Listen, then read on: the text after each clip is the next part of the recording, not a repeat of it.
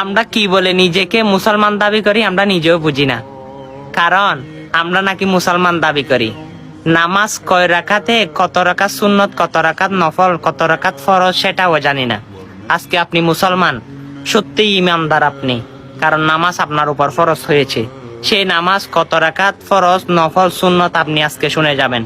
ফজরে 2 রাকাত সুন্নত, 2 রাকাত ফরজ। জোহরে 4 রাকাত সুন্নত, 4 রাকাত ফরজ, 2 রাকাত সুন্নত, 2 রাকাত নফল। আসরে 4 রাকাত সুন্নত, 4 রাকাত ফরজ। মাগরিবে 3 রাকাত ফরজ, 2 রাকাত সুন্নত, 2 রাকাত নফল। এশারে 4 রাকাত সুন্নত, 4 রাকাত ফরজ, 2 রাকাত সুন্নত, 3 রাকাত বিতির।